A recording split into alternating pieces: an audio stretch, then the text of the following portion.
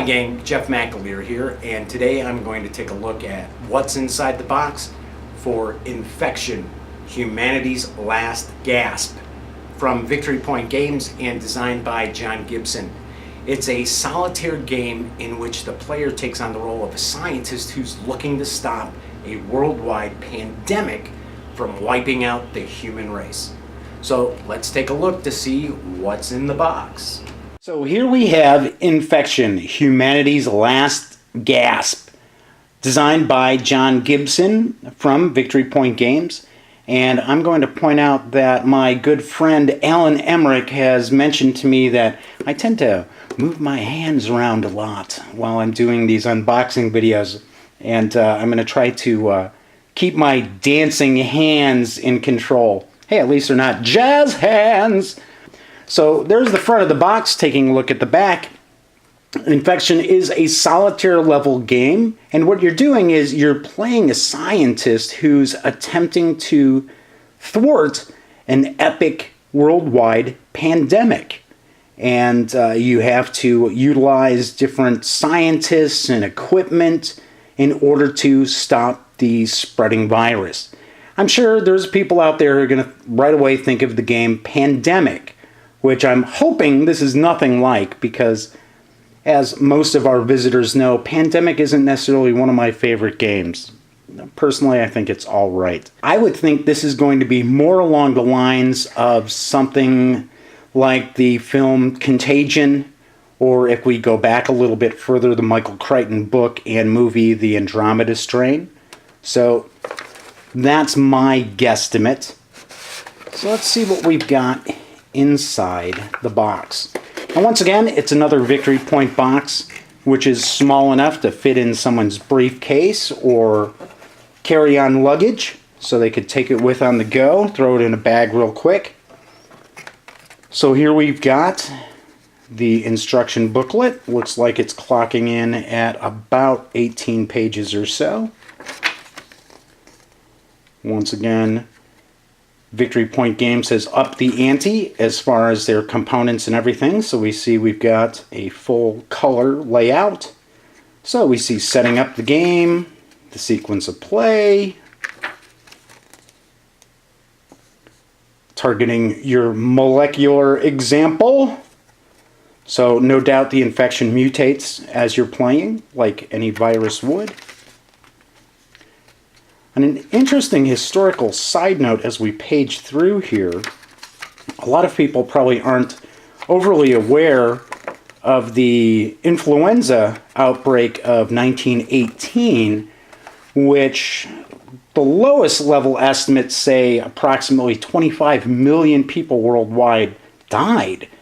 But actual studies have shown that the number is probably closer to around 100 million people. So pretty amazing that something like that took place in history not that long ago really isn't understood by a lot of people. So we've got some decks of cards. So we'll put those right there. We'll take a peek at those in a second. A little baggie to store your counters. Another baggie. Your die, your counter sheet. Once again, nice thick counters. They are dual-sided.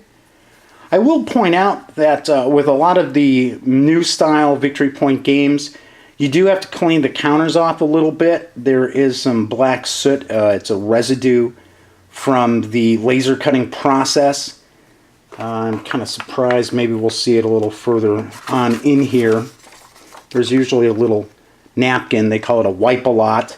What I tend to do is I'll take a very lightly damp cloth to wipe these off, just the edges, when I punch them out, and then I have a dry cloth that I'll rub it across. Pretty quickly taken care of, and it gets rid of that black soot.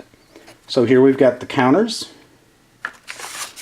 Little advertisement for some of their fantasy games, and Dawn of the Zeds, yes. Ooh. Tenka is also an excellent card game, which you can check out the review that we've got of that on the website. And then we have the map, Looks like it's put together in quite a few pieces here. Might be more than one map. And then it appears we've got a paper map. There's the wipes-a-lot. I told you we'd run across that. It's just a napkin. Like I said, I prefer just using a very, very lightly damp cloth. So let's move this out of the way. And we'll lay out the map. See what that looks like. And it looks like it's dual-sided. So it's possible that there may be variations to the game itself.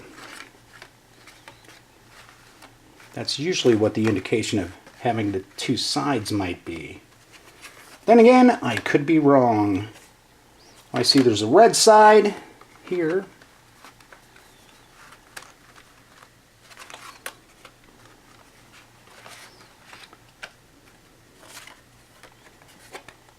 And a blue side, so it's possible the red side's more difficult than the blue side.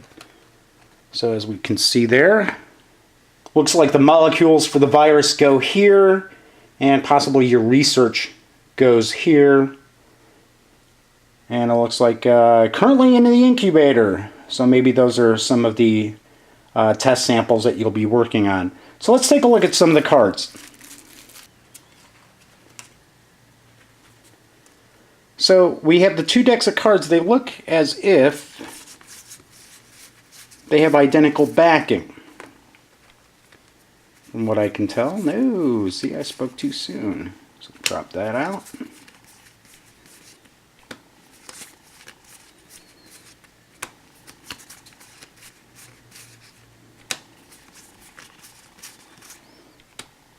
Okay, so we have the light blue deck,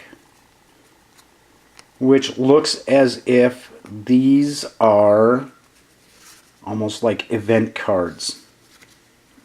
And it breaks down to the mutation section, lab section, and deaths. So as I mentioned, this is a worldwide pandemic that's spreading. So obviously, people are dying, and from my understanding, this is a game where if you do not stop this virus, it will wipe out humanity. So as many of the Victory Point Games titles out there, they are card driven. So no doubt every turn you're probably going to draw one of these cards and then follow what's going on here. And you probably have so many actions that you can utilize for various things, such as studying the infection, using equipment, using your scientists, and so forth. So we've got this deck here. Now with the dark blue backing, let's see what we've got.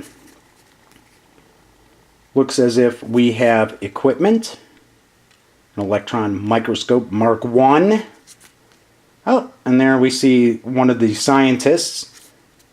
So no doubt this deck is utilized as far as some of the assets that you can use within the game in order to stop the spread of the virus, as well as finally create a serum or antivirus. So there you have it. That is what's in the box for Infection, Humanity's Last Gasp from Victory Point Games. And of course, I'll have a review very soon of the title as well. So until then, be sure to swing by thegaminggang.com for all the latest in tabletop gaming news and reviews, as well as a whole lot more. Once again, this is Jeff McAleer, and thank you for watching.